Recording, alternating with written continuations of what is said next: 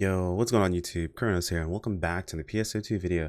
So today's video, we're going to be going over mostly just the settings that I use while playing PSO2 NGS. Before we jump into that, if you guys are new to the channel, my name is Krono. I do content here on YouTube daily. Would much appreciate subscribe as we make our way up towards that 10K mark, hopefully by the end of the year. But let's go ahead and jump into this. So a lot of people tend to ask, what settings I use, what keybinds I go for, like how I set certain things up, so on and so forth. So I figured I'd just go ahead and make a video talking about it. I did one for base PSO2, we'll do one for NGS. But to start things off, we're actually at just the launcher itself. A lot of people tend to miss this. This is a pretty common one if you're new to the game specifically. But if you're trying to set your game to like full screened or like specifically full screen window or whatever, just set virtual full screen. It's a full screen, but it's full screen windowed. You also have multiple monitors. You can choose the monitor to select, and then of course changing this will change the text size from its smallest amount to being larger and larger and larger overall. You can also adjust sound settings from here, but you don't have to do it from this setting here specifically. It can also be done in game. And then of course there's just some information for gamepad inputs. For example, say you alt tab a lot, but you use a controller, you can have it set so your gamepad inputs will even be taken whenever you're inactive. So like say you're someone who multitasks and you're playing PC and you use your controller for everything, but you click out to manage Discord or change songs or mess around with YouTube or something like that. You can have that set. So it makes things fairly easy and you're all good to go there. But once you're finished, just click save settings, you're good to go. Do not click initialize. That is default settings, by the way. But we can go ahead, and I didn't change anything, so we're good to go. And we'll go ahead and through the magic of editing, I will see you guys when we get to the title screen. So now we're at the title screen. The next things we can adjust once we of course press the button, we have access to window size settings. You can make them larger or smaller. I prefer normal, so. And then of course you have your language settings. Fun fact, if you're playing everything in English, not to knock going dubbed. Personally, I prefer going all English, but there actually are voice lines out in the world or certain effects that they never recorded in English, even though they're technically like English. It's kind of weird, but anyway, because of that, I personally play with voice or Japanese voices. That way I get the full experience and dive. But if you want to change language to whatever, you absolutely can. We have English and Japanese, and we have English, Japanese, and of course English, Japanese. Hopefully this gets, more in the future. Maybe not more voice options, but text and, language would be nice to see. And then of course, we hop into the game. So I will, this is a pretty big one that gets missed quite often. So I'm actually not going to cut here just yet. If you're new, when you first created your character, you were assigned a random player ID. If you haven't updated this yet, go to the support menu, click on change player ID name, and it actually gives you the option to change your player ID name to whatever you want one time. You get one free change of your player ID. So go ahead and get that taken care of as soon as you get a chance. A little extra nugget of information itself. But I'm gonna go ahead and pause here, and I'll see you guys in game with the next section of settings. All right, now that we're in game, we'll talk about a few settings that I change personally. So I know this gets asked all the time. What are the graphic settings that you use? Let's go over them real fast. So all we do is go to, talk about it really quick. It's just system, options, graphics. So what I do personally is I swap this. It says my recommended is super, so I just go with super. Some people opt to go with like one step below their recommended just to make sure that, they have a smooth experience. I just went with super personally. And there's a few things that I change. The effect lighting source I turn off. Global illumination and bloom are off. I just don't have I'm not a huge fan of bloom, to be perfectly honest, so I always have it off in games. Effect distortion rendering is off, as well as blur. I don't like motion blur. Motion blur is usually used to cover frame rate issues in games. I think it looks terrible, and it also it increases your processing load. I get decent frame rates, so I don't really worry too much about that, so I turn motion blur off. Anti-Aliasing, I think by default it's like FXAA or something like that. I know it's not off by default, but like essentially just kind of like tool around with what you think looks best. For me, the TAA looked best overall. For rendering, I do leave on, by the way. This does, like, if you have it off, it makes some of the creatures look a little bit weird, so I didn't really want to mess with that too much. Everything else stays on. I do turn particle quality down, and the reason behind this is I don't like a ton of extra particles in my face, on my screen, anything along those lines. Realistically, it hasn't made a huge difference in my experience in the game, not being able to see enemies versus being able to see the enemies. So I turn it down just that way I can save a little bit of screen clutter overall. I know cloud quality kind of messes with or helps with rendering specific weather patterns. And I believe cloud quality 2 is the best for that. I don't want to add too much to this, so I leave mine about in the middle. And of course, shadow quality is one of those that you kind of have to just decide on your own how you want your shadow quality to look. I kind of leave mine at 3 just in the middle, so it doesn't make too much difference. I have all my models set to load, which can, cause problems, but my PC's overall pretty solid, so don't worry too much about that. I kept my frame rate at 60 because I only have a 60 Hz monitor, so there's no point in going any higher than that. And OBS does some weird stuff when you push your frame rate past like 90 to 120 and things like that. So I just leave it at 60 because it's very comfy for me. Automatic resolution adjustment, leave that off. And then texture filtering. I mean, you can kind of play around with this. You see what you like overall, but you do have to restart your game every time you do that to make sure you get it. Texture resolution, I'm actually going to turn up to make sure that it looks as nice as possible. I'm surprised I didn't have that at cap, but I might have just changed that earlier on. And then terrain draw distance is just how far things take before they load in. I'm actually going to play around with keeping that loaded up because the terrain draw distance has actually been bothering me recently. So we're going to mess around with that. But normally I leave it around 3, so your mileage may vary. Do not click on anything down here. Your settings automatically update, so leave those alone. Next, I'm going to jump over to controls. Now, these are a few things that I personally changed to make sure that I don't have any issues overall. Double tap to dodge, invalid. Now, this may be something you've been using this entire time. Double tapping to dodge might be something that you get used to. I personally do not recommend getting used to it. Double tap to dodge is always going to be slower than just pressing the dodge button, which I believe by default is bound to like V or something like that. I would get used to just pressing the dodge button because it's going to be snappier. Basically, in most cases, to double tap to dodge, for it to be, for you to dodge some things on time, like on the right frame, you're going to have to not only see it coming and react to it, you have to react to it before it happens. Because your first press for the double tap has to happen beforehand to that way you get to the second press in time. So I honestly just recommend turning this off. If you're someone who uses it, it may feel weird at first, but you're going to find that you will more often tend to dodge things on time than just spamming to try to dodge something. Hold down key for back palette switching. I don't really use, I use hotkeys for back palette palette switching, so I don't really bother with this too much. This is a pretty big game changer for me personally. Lock on target priority settings. This by default is set to character direction. This is how it was in base PSO2, and this is how it's been this entire time. Also with set of NGS. You can set this to lock on target priority set to camera direction instead. And what that does is where your character is versus where your character is looking, you'll actually try to lock on based on where your camera is pointing, which is way easier to control. So I highly recommend having this on. It doesn't fix all the lock on issues, but it does make them much smoother overall. Switch lock on using right stick. This is great if you're if you play controller. If you lock onto your target and then because your camera doesn't move around when you're locked on your target, it just follows the target itself. You can use the right stick to switch what you're locked onto, but I have this disabled because I don't play controller. I play keyboard and mouse. And then lock on mode, you can have either single press or you can have it held. Either hold down the lock on button to lock onto your target or single press. I use single press, just lock on and then unlock. Very simple. I'm trying to think. Let's see. Rare drop animations. You can have it just sound effects only or hide. Some people dislike the rare drop animation, but it's not too bad in my opinion. I'm trying to make sure there's anything else. Oh yeah. So auto wall kick. Auto wall kick is a little weird. Basically, whenever you come into contact with the wall after jumping, you'll kick off of the wall if your character comes in contact with it just right. You can opt to not have this turned on. I have this turned on just because I had it turned on from one cocoon at the very beginning of the game. Where I had to do like this very specific wall kick after gliding.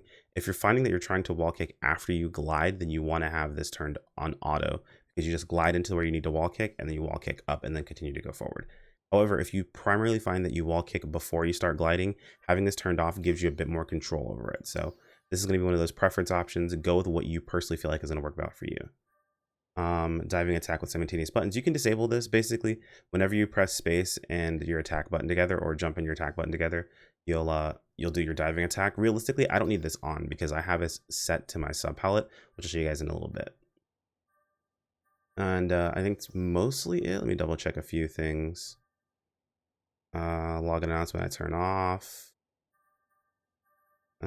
Oh yeah, so if you're someone who likes to change your body types consistently, if you like playing different types of characters in like tons and tons of fashion, you want to make sure that you edit things separately. So like say you use NGS body types versus base body types. You use cast body types versus standard body types, body type 1 versus body type 2.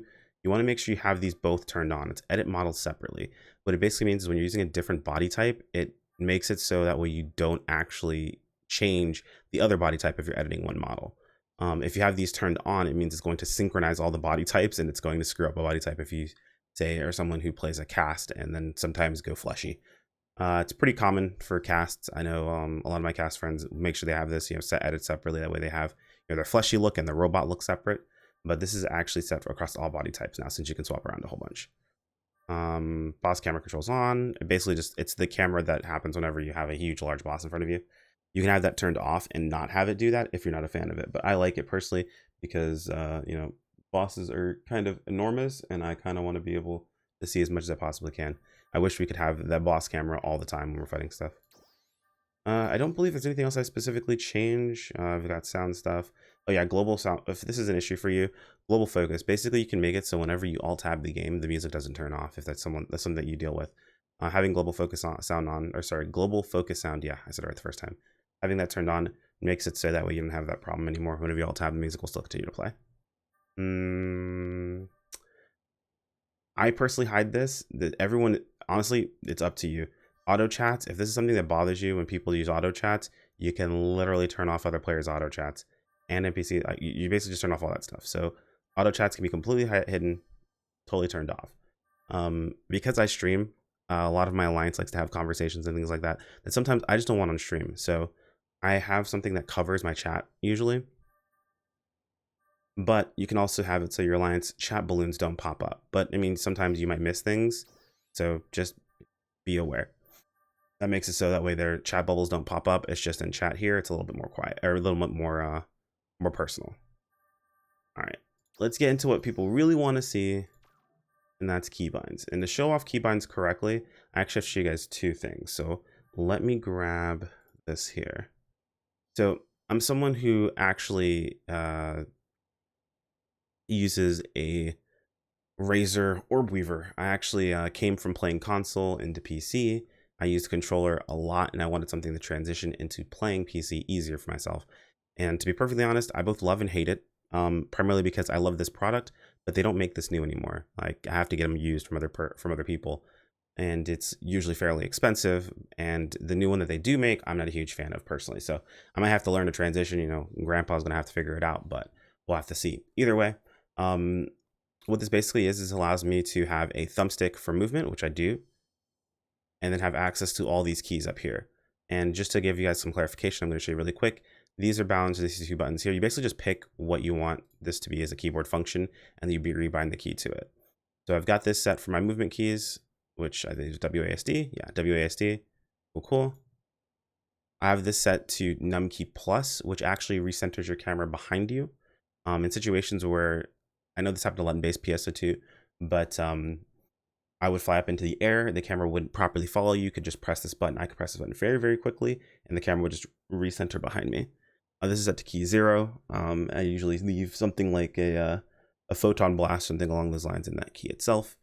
I set this bottom corner key to key E. This is just like your confirm key in the game. So this is like always press this button to confirm whatever I'm doing, interact with the target, so on and so forth, pick something up. And then these two keys actually are going to be used for actions, and I'll explain that in just a moment. And then we just have 1 through 9. So 1, 2, 3, 4, 5, 6, 7, 8, 9. Z is just the over the camera or over the shoulder camera. It looks like X was the dodge button, not V, so I apologize about that earlier. I bind it to the exact spot that I would assume shift would be on my keyboard, just because it just makes things simpler for me. I'm not sure if you can rebind the dodge. I think you actually can't, so you might have to get used to where it's located, but this is something that I'm able to get a hold of. Q, of course, is targeting, and if you're someone who's played MMOs a lot, tab targeting is a thing. Tab is usually what I look in. I mean, it's in the same row that I usually have my hands in, so this is just muscle memory. I put Q over here on purpose.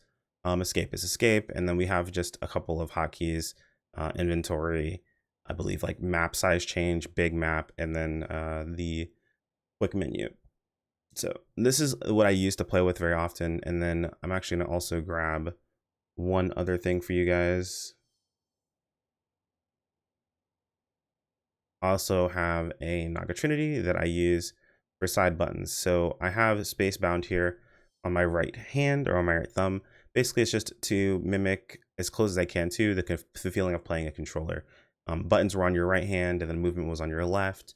You really do a whole lot with your fingertips on your left hand, so you're able to take advantage of that with the whole orb weaver situation itself. But it was just the closest to what it felt like playing on controller at that time. Because of course you use your right thumb to either adjust your camera or to press buttons. In this case, my mouse is doing both things. So my mouse can adjust my camera or my thumb presses the buttons. I also make sure to have my shift modifier here on the left side of this next to my space. And then I have tab bound to here, which tab changes your lock on for the target you're locked onto. So this just allows me to stay locked on, but like swap the body part that I'm on. So I have this bound as well. And then I have num key 1, 2, 3, 4, 5, 6, 7, 8, 9. And what this does is 1 through 6 is these buttons here, which are all of my actual weapon buttons. So num key 1 through 6 is your weapon buttons if you weren't aware of that. Basically, it would swap to the weapon that's in that slot, being slot 1, 2, 3, 4, 5, 6. And this is just something that I've been used to, that like regardless of the numbers that are up here, I just know that that's going to be my first 6 weapons. And then underneath it, I have 7, 8, 9, which right there are going to be sub palettes. Sub palettes are num key 7, 8, 9. That's always going to be set up for that. So I'll show you guys really quick. If you look at the very bottom of the screen, I can't unfortunately show it to you without mousing over to it. Look at where my character's feet are at. You can see 1, 2, 3, 4, 5 has nothing on it, and so does 6. It actually doesn't switch to 6, which is kind of funny because I think it has no weapon on it. Let me see if it's just because it doesn't have a weapon on it. And I'll put copy, paste, copy, paste. All right, cool. And then 5 and 6. Yeah, this didn't have a weapon on it. Cool. So you can see quick swap weapons, very, very comfy, very useful. Don't have to worry too much about anything. So some people, if you've ever watched my multi-weapon videos and checked out the comments, people like, you can switch weapons very quickly. Why would you bother? That's also why I don't have bound the option to scroll through my palette, because there's no reason to. I actually leave my scroll wheel bound to changing my camera distance. So, and then of course you can change the palettes with my bottom buttons. So very comfy, very easy, at least for me personally. And let's go on to the final portion of this, just my regular overall keybinds, which I had to explain all of this for those to make sense. So keybinds, if we're looking at keyboard and mouse, come on now. My usual movement keys, WASD. If I wanted to change those, I could, but they're fine. I actually unbind action 1. Action 2 and 3 are bound to the buttons I showed you guys earlier on my keypad. Jump is normal. It looks like you can rebind your dodge action. Okay, I don't think you can bind it to shift though. You might be able to. Let me try. Hang on. You can. Okay, cool. You can rebind it to shift. Dodge action is right here. Okay, good. Just want to make sure. So yeah, you can't rebind it to shift. I just use X, so perfectly fine. I'm not sure if this has changed to NGS. I swore that you couldn't rebind it, but I could be completely wrong. You'll see weapon action is unbound here. You can actually bind weapon action specifically to a key. I do recommend it personally because it does free up space on your palettes if you bind it to a key. However, you do have to be careful with the multi-weapon system, since weapon action will just use the weapon that is currently out. And say you're using a multi-weapon of like double saber and talus, and you were to press a button that would have your talus come out, but then you want to parry an ability and your talus is out. When you press your weapon action button, it's going to use talus still. It's not going to use your double saber, so you have to be very careful about that. Switch lock-ons. I mean, these are pretty standard. I haven't really changed anything here. These are all going to be the same. I haven't changed anything here either. You can set, specific individual commands or shortcuts via all these, but I don't bother with any of that stuff. If you are going to change anything here, mimic it in over-the-shoulder view. You want to make sure that you have this mimicked, because the most important thing is when you go over the shoulder, if you press Z and you have the over camera when you're able to aim things down, if these aren't bound to the same thing, you're not going to be able to move and do the same stuff. So like say if I bound these to my arrow keys, when I'm in the over shoulder camera, if I try moving my normal keys, WASD, I'm not going to be able to move. So make sure you mimic these two between the two of them. Oh yeah, and if you care about it, you can set emotes to shortcuts. That's how I emote while I'm playing and things like that. So just be careful. Having mine set like Alt W I have an Alt modifier that I accidentally press Alt W all the time while I'm doing other stuff, so just be careful when you're doing that. And we're going to go to last but not least, we're going to go into mouse. So mouse I have bound a very specific way. I hate wheel click. I don't know why wheel click is even a thing, so I unblind wheel click as soon as I possibly could. You can set it individual things if you wanted to mess around with it, but I don't like clicking on my mouse wheel, so I unbound it, set it to none. My left click is bound directly to action 1. That's why when you look at my actions at the very bottom, you can see that there's something underneath action 1, but there's nothing under action 2 and action 3. Unfortunately, they don't have the actual keybinds that are set to, but that's what I had set for those keyboard actions. So if we go back to options again, I'm sorry, we go back to control settings again, hop back over to keybinds keyboard. You can see I have something 2 and 3. It's just these buttons here, which are these 2 buttons on my orb weaver. So very comfy for me personally, something I got used to. And then of course, action 1 is just my mouse button. I bound right click as my weapon action. That way, every time I right click, I use weapon action. The reason for this was back in base PSO2, I played bouncer at first, and you weapon action a lot, like a lot. So having it on right click just made it very easy for me.